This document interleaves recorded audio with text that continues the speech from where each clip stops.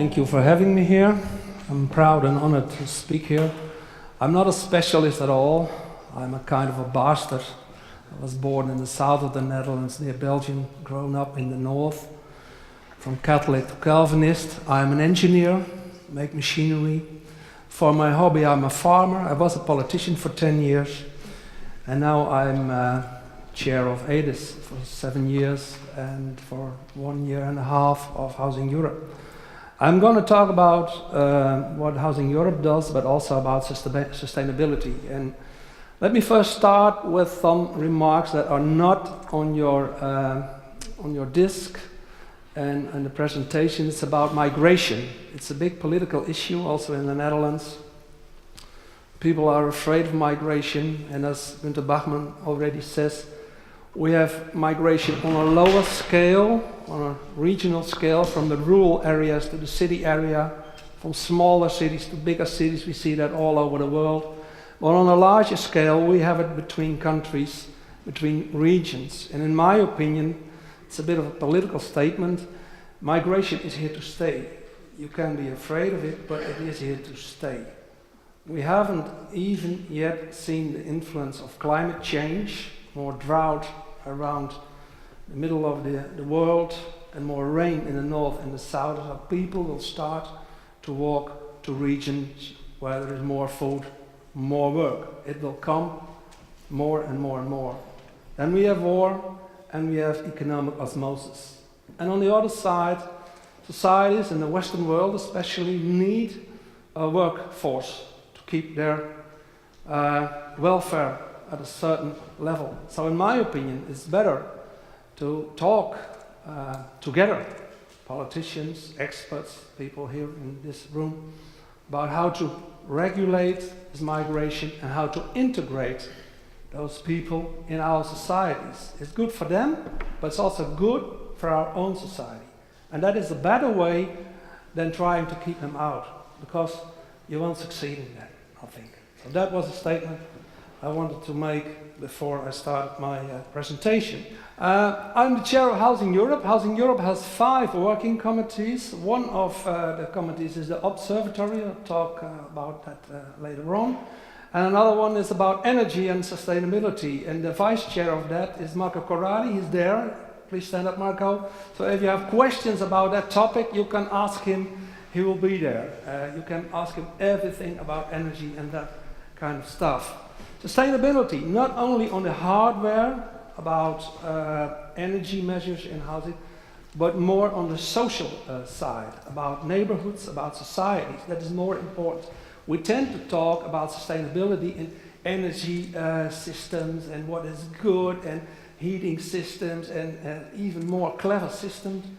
But the real issue is sustainability in the society.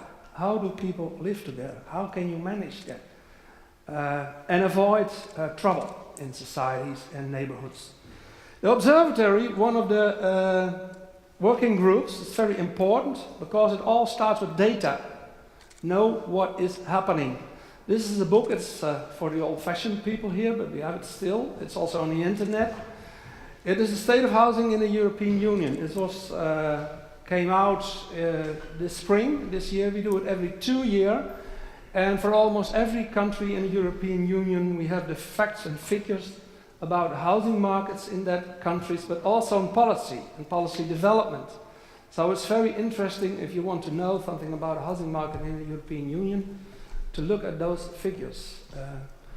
We got attention for that reports in the past, for the last years, more and more, because we are one of the few organizations that have those data. So the European Commission is very interested in what are the differences in countries and what are the developments in that. Housing Europe is a federation of a lot of organizations in Europe. They are all different in size, in typology, in culture, so it's no monomanous organization. We have a small board of 9 board members, and the work is done in the committees. There are experts from the organizations who do the work, and not a lot of papers, but real concrete work. So we can achieve some result. Here you see some figures about Housing Europe. We have, I told about this, so you can see it. We have three major challenges. Cities that are accessible for everyone, not only for the rich, like London or center of Munich. We have it everywhere in Europe, and it grows, the segregation, but also for the middle income and the lower income. It's very important. More sustainable, efficient, and decentralized energy. I come to talk on that. And regions, and that is the most important thing, regions and neighborhoods where people feel secure and safe. When they feel secure and safe, they can start to work and to attribute to society. When people don't feel safe, and we saw that last week, last month, it is not good for society. First challenge. We are not going in the right direction, not fast enough. The production of social and affordable housing is decreasing the last years and not increasing. And there is more need on that type of housing. So we have to make some steps faster and do things more clever.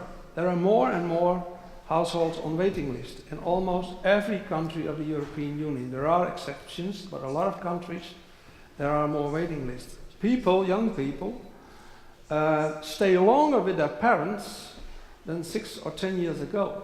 There are countries, for example Italy, where people till they are 35, 40, stay at home. And that is not only because of Hotel Mama. That is not only a cultural phenomenon. That is because of shortage on affordable homes. That is not good. We should do something about that. More sustainable, efficient, and decentralized energy. You see some things we can do here. I will not go into all those details. You can read that. I will not go into detail. I will show you an example how we do that in the Netherlands and what we try to bring out in other countries in Europe. It's about, as Günter Bachmann already told, about the life cycle analysis of a home. Normally a home has a lifetime, and after the lifetime we tear the home down or we refurbish it and build a new home. In the Netherlands there were some clever people who said, why don't we make the life cycle of that home longer by 20, 30 or even 40 years? And at the time we do that, why don't we take the energy bill to finance that? And why don't we try to think out a system change that the house doesn't need energy but produces energy? And in the Netherlands, the tenants union and AEDES had an agreement in 2008. I don't know the translation, sorry for my bad English, because I'm native Dutch speaker and German, but not English, so I have to translate it. It's called the Woonlastenwaarborg. It's I'll describe it. It's a guarantee for the tenant that the sum of the rent and the energy cost will not rise after there has been made an investment in energy saving system in his home.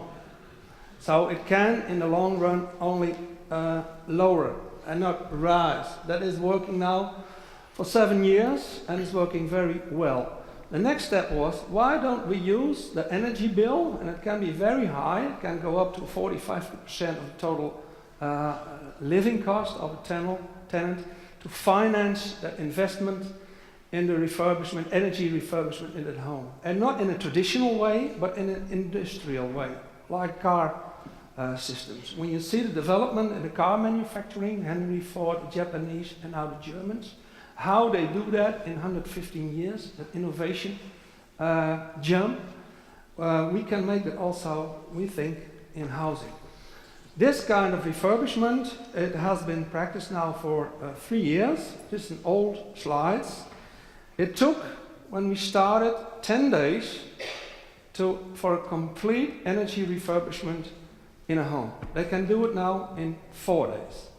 And with an investment of 30, 40,000, you can lengthen the life cycle of a home by 20, 30, 40 years. So not tear down. And the house doesn't need energy, it produces energy.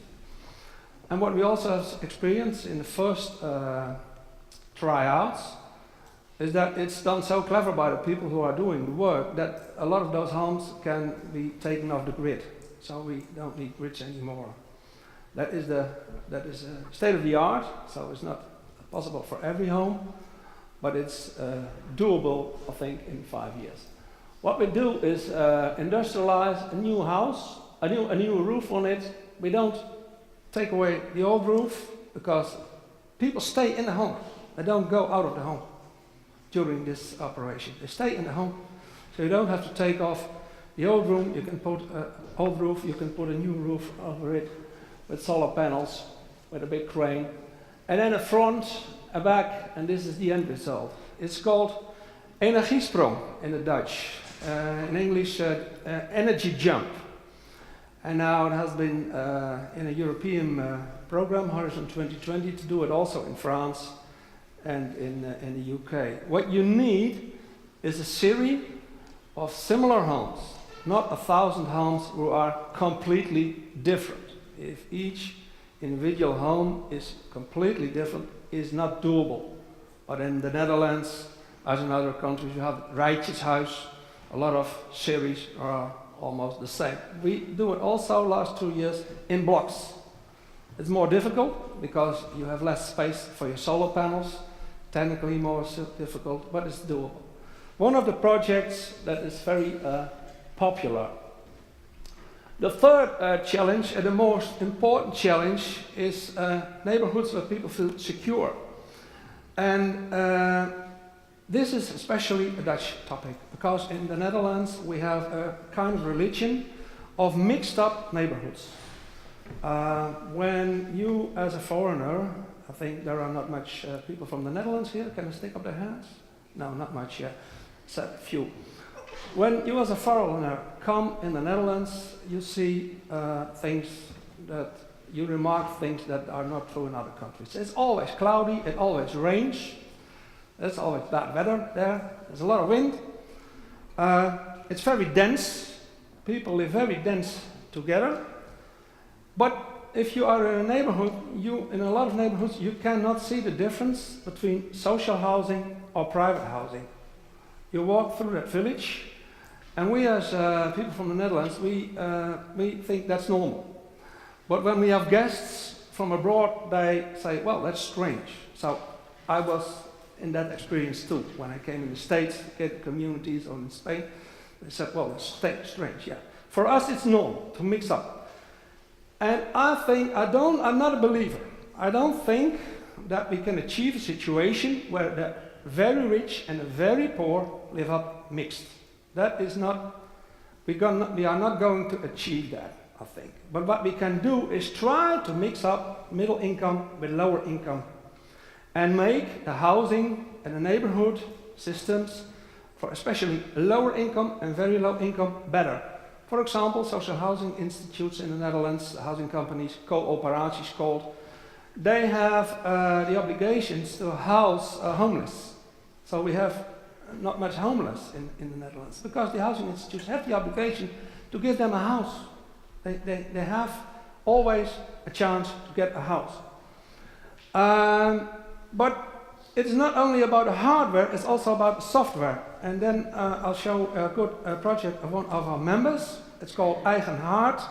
In English, own fireplace. It stands for your own home. These are, first another example. Before I come to talk to that topic. This one is about the cost of those social projects we do. Especially people from a right-wing party say that social talk, it only costs money and it doesn't give benefits, not in euros. So we were very frustrated as AEDES about that movement in politics in the Netherlands. One of our members made a cost analysis, and they took for 7 years, what does this project cost us in euros? So the workforce, for the people, the hardware, and what are the benefits also in euros? People who do not have to go to jail. No police officers anymore in the street. Lower cost, less criminality. They make a cost benefit analysis for 7 years, and what came out is the net, there was a net benefit of those social programs. So that is against the mainstream in the Dutch politics. So this time we are fighting against that. They say, stick to your core business, and they define as the core business as building as cheap as possible, as fast as possible, as small as possible homes for people with a lower income. And in our opinion, that is not a good way. You should look at the future. What do they need in the future in a home? A home is not only a place to live in anymore. A home in the future is also a place to work in. It is also a place to die in, because it's too expensive to go to a hospital to die. So the homes of the future are totally other homes than homes of today. People, elderly people, live in their homes, so they have to be able to move free in their homes. So you have to think in the future how you concept a home, and that is not always the cheapest. That's not always the cheapest. And my remarks here are especially on the social impact on those environments. Social programs do not only cost money, you have a lot of benefits of it. They've proven it by the cost benefit analysis. We were very proud of them, very glad, because we can use that in a political discussion. This is the other example I wanted to talk about. 2 young girls, I thought it were Pakistani sisters, who migrated to the Netherlands, who started a video shop in a very poor region in Amsterdam. A lot of people know Amsterdam. It's a big city in the Netherlands. We have a lot of different nationalities living there, high income, low income, living very close together. There are also tensions there in several neighborhoods. And these people did not talk about policy and all of that kind of stuff. They just started a video shop and a telephone shop for poor people. And what you see is people of their own culture, they trusted them. And they did not really knew how to integrate, to get to work. And those youngsters, they helped them. And in a few years, that video shop and telephone shop developed in a kind of an integration machine. And the good thing of this is that our member, Eigen Hart, took those 2 girls, gave them some money, some working space, helped them, made it a project, and not only that, but also on several other places in their neighborhoods where they were active in Amsterdam. They got a prize for it from Housing Europe. We had a Erin Award. It's a code, a CSR code, that we developed together with the International Tenants Union. So the tenants unions and Housing Europe, the landlords unions, social, affordable and cooperative housing, they made a prize that you can win when you do good things for tenants. So Eigenhard won with this project that award. It's a very good example for working from the bottom and not from the top. As Günter Bachmann said, not only politician talk, but just work from the bottom, see good initiatives, support them, and bring people further in the future. Well, I think this is the most important thing we have to do. You said it, siloing in their own interest. I'm not a specialist, it's a handicap for me. I know nothing very good. I know a lot of things, but I'm not a specialist. And what you see always, Günter said it already, specialists go for their own topic and they don't see the integration. Politicians are very busy fighting with each other and not enough solving in a concrete way the problems. And I think you, as you are here, we have to help them to show practical solutions for big problems and be a bit optimistic about the future, because I think the future will be very good if you work together on that. I thank you very much for your attention.